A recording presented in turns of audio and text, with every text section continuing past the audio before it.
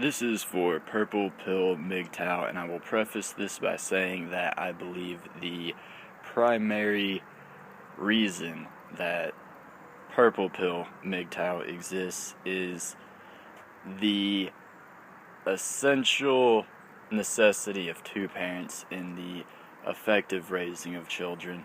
I myself come from a two-parent house. I have noticed a lot of the symptoms of cohabitation exhibited within my parents, in that my mother emasculates my father and uses him for his utility.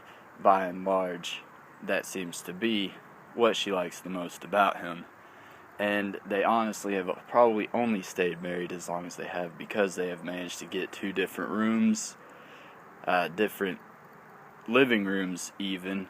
The house that they live in does have two different living rooms for them to each have their own thing going on.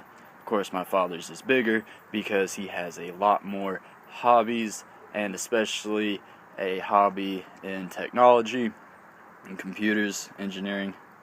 It's his job as well. That inherently takes up more space than my mother's hobby of watching TV. Now, there's a lot of talk and studies about just how much of a role a father plays in the development of a child, and we can see definably that a father is important for the vocabulary, the general ethic and moral code of children, and their ability to especially understand consequences. But I don't think that this is by any means anybody saying that the mother is not an important role. The mother does provide a very nurturing and caring environment, and it is good to feel loved as a young child. So, I would like to tie this in with game theory in how a purple pill man can behave towards women, or why a purple pill man, while looking for women, should just assume that all women are looking essentially to suck utility out of you and to gain an advantage for themselves as a rational, self-interested individual to better their position in life. Though, we might believe that there is a Nawalt that understands that defection in this game is a dominant strategy, but not the best repetitive strategy.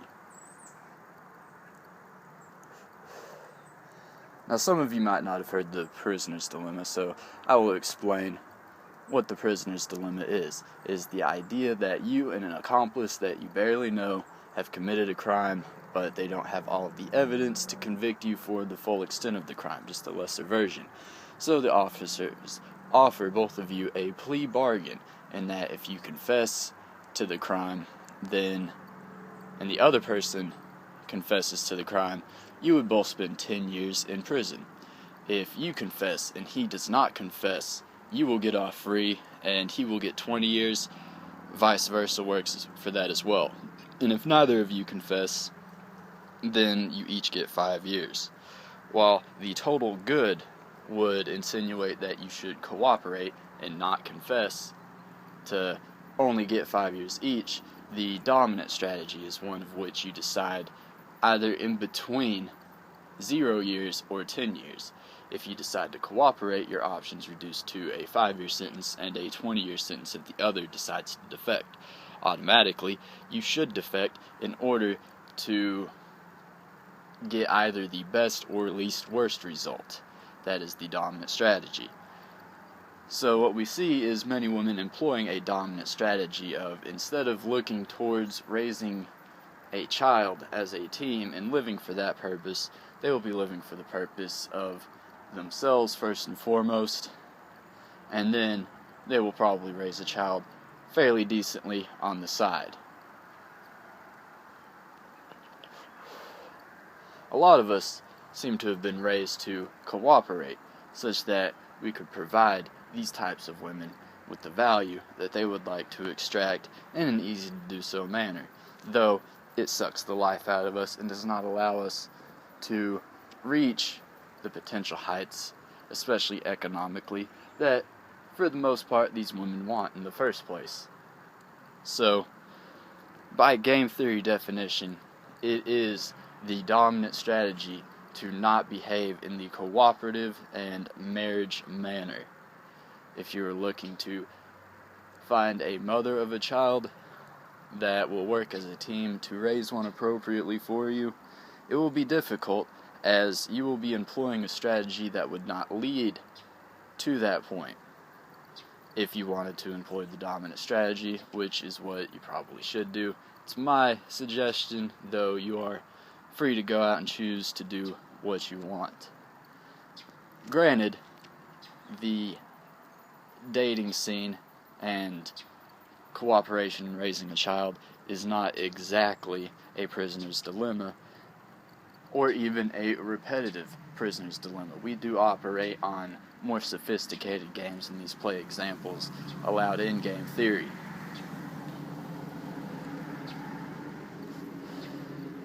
So I guess the general idea would be to employ a defect strategy, until which point in time you find a girl that possibly is capable of the cooperative strategy. Thank you. Have a wonderful day.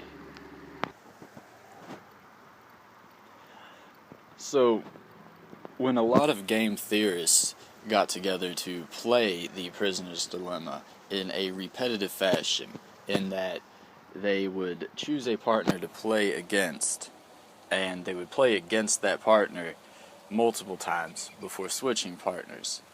They wanted to see if the quote-unquote Nash equilibrium of two dominant strategies, which would end in the 10-year sentences for each of the parties, would in fact be the most intelligent strategy for accruing the smallest portion of prison time over a period of time. This is for allusions to things that are not inherently negative across the board, such as not every prisoner's dilemma that you face in life would be considered trying to get as little prison time as possible, but along the lines of how you could cooperate with the person to increase value compared to how you could extract value from that person in order to get the maximum amount of value from that person. What they found when these game theorists played this game repeatedly, which they made programs to be ran in a computer as opposed to playing it on paper or through their interactions, was a program called Tit for Tat, in which it opened up in a cooperative manner as its first move. Every move afterwards was an exact mirror, in such ethical construct as to be considered as soon as you defect, the person or program would punish you for defecting there on out, until which point in time you decided to cooperate again. At the next turn, it would begin to cooperate. This program, over the course of this series of games, accrued the least amount of prison sentence. If you were to apply this to your interactions with women, and hopefully in a safe manner as to not get sucked dry slowly by a variety of them, you could assume that women would like a guy to display a certain amount of utility, but at which point in time that they try to extract utility directly from you, you would then begin to defect and behave in not a physically or directly mentally abusive manner, but in the manner of which is generally the Mgtow and pickup artist community ideology, in that you do not want to date her or marry her, but you are going to try to have sex with her. Apparently, due to the way that we can see pairs and the dating scene, the hypergamy of this nation, it seems to be exactly how women want a person to behave. if you were to think of this as a means of survival of the fittest, it would make sense if the strategy of tit for tat is the best strategy for a basic game theory game and very applicable to general usage. Then you would see that women would be inherently attracted to males that exhibit the tit for tat strategy. They would like a person that values the benefits of cooperation, but is not going to put up with people defecting and extracting from him.